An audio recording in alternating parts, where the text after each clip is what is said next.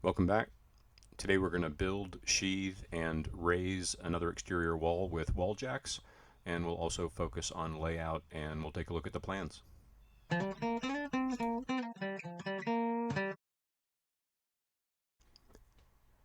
Last time we built and raised the wall opposite this, which was a 12.5-foot wall.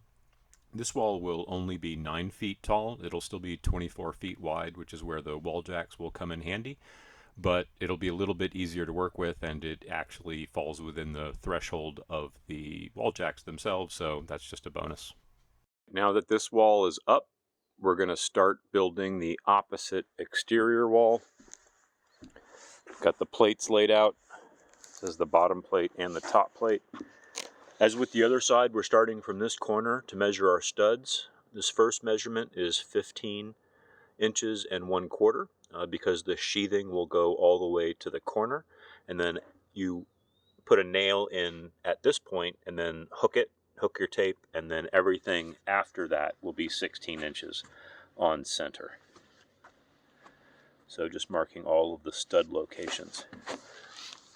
Here I've marked where the interior wall is going to intersect with this exterior wall, so I know where that's going to be, so I can do a little cutout on the top plate so that they can overlap with one another and provide additional structural support. Here I've identified the location for the window, which is this line, and then I've gone ahead and marked where the cripple will go, where the jack will go, and where the king stud will go. And for this window, because it's only about 3 feet wide, we're going to use a 2x10 because it's an exterior wall. That's just my preference. And it only requires 1 jack and 1 king stud. And so this is the other side of that window with the cripple, jack, and king going in the opposite direction. And this will be important, or at least useful, as we get to a point where we are nailing the sheathing to the wall as we build it on the ground, and we'll see that in a little bit. Then I've done the same thing with the sliding glass door. The window is going to be fairly close to the sliding glass door. I've centered it in the space that remains in the wall. But for the sliding glass door, it's going to be 6 feet wide. The rough opening will actually be 6 feet and 1/2 inch. But because it's so wide, we'll be using 2x12 headers. And then because it's more than 4 feet, and this isn't really a code, it's really just more of a personal distinction. There's probably a threshold that's more official, but anything over 4 feet, in my mind, gets 2 jack studs and 2 king studs. So I've marked those here as well.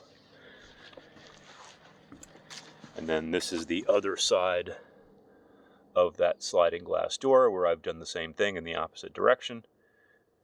And then just the remainder of the studs getting marked out all the way to the end of the wall. So here's a look at the plans. So this is the wall that we put up last time. This is a 12.5-foot wall. But because we're having a second floor loft on this side of the bedroom section, this wall will only be about 9 feet tall. Actually, we'll figure out the calculations here in a minute. But all around here, this wall will be the same height so that we can build a second floor, subfloor system on it. And here is a look at the elevation of the house, and we need this because we need this number here. So it's the second level is going to be 9 feet 9 7/8 inches. That's to the top of the subfloor. And so that's how we are going to determine the height of our wall, and more importantly, from an initial cutting perspective, the length of all of the studs in this wall. So let's take a look at that. All right, so we know the height of the second floor is 9 feet 9 7/8 inches. In order to calculate the stud lengths, we need to subtract 3/4 of an inch for the subfloor, 11 1/4 inches for the joists, and then 4.5 inches for the bottom and top plate. And that should give us our stud length. So we get 9 feet 9 inches and 7/8 minus 3/4 of an inch minus 11 1/4 inches minus 4.5 inches. So all of our stud lengths should be 8 feet 5 3/8 inches. When cutting the studs, I like to do these 4 at a time. I use a T-square to flush up the bottom of the studs. Then I'll make my measurement and cut them all at once. For the studs themselves, anywhere that I marked an X on the bottom and top plate layout, which is where a stud will go, or a K, which is where a king stud will go, I've cut a stud for the wall because those are going to be full-length studs in the wall. Then assembly proceeds on as normal. In this case, because I'm building the full wall, you can see that I have a splice in the top plate with a little block of wood, and there's also one in the bottom plate off to the left. If I'm building a full wall, I want to make sure those splices aren't in the same location. And in the case of the sliding glass door where that splice is at the bottom, that will go away entirely once we cut out the bottom plate for the sliding glass door. While there are some advantages that we've discussed in building the entire wall on the ground as opposed to building it in place, there are some times where it's not possible. If you watched the build of the first side of the house, some of the walls just weren't conducive to building them on the ground and raising them. Sometimes it's not practical, and other times it's just not preferable.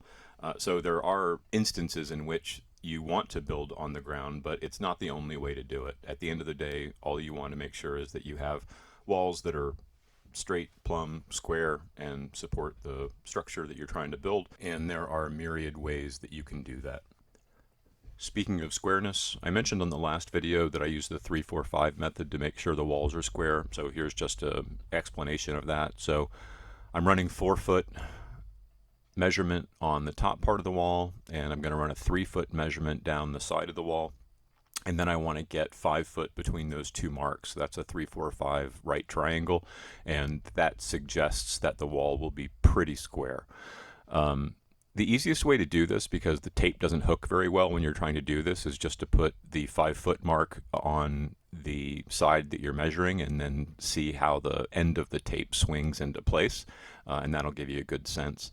The other thing you want to do when you're squaring up the wall, one is you want to do that 3-4-5 method on opposing corners to make sure there's no drift in the entire wall. And then the other thing is to make sure that your studs are straight and that the top plate and the bottom plate are straight, because sometimes when you're laying them down they can be bowed, and that can affect that 3-4-5 measurement, which will affect whether or not the wall is square. The other thing I would suggest is once you do the 3-4-5 and you have found that your wall is square, I tend to screw the wall to the sub deck so that it can't move while I'm putting on the sheeting or anything else that I'm doing around that I could accidentally knock it out of place. As I did with the last wall, I put braces on the outside of the subfloor to catch the bottom plate of the wall as I'm raising the wall so that it stays in place. And I've got a couple of full-size 2x4s and some short ones as well. Again, I have 5 or 6 running across there, every 2 or 3 feet, and that's more than enough to keep the wall in place as you're raising it. I'm not sure why. Maybe it's just because wall jacks are new technology to me, so to speak.